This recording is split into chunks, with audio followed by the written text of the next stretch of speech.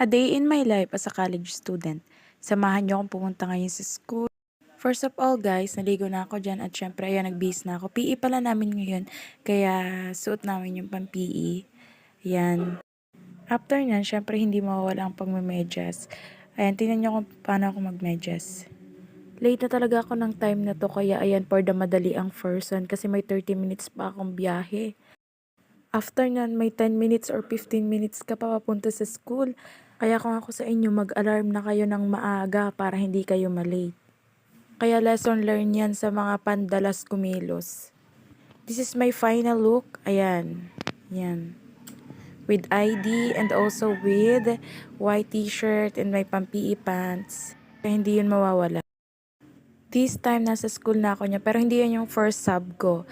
Second sub ko yan, which is the basic accounting. Wala pa kaming proof that time, kaya ayan for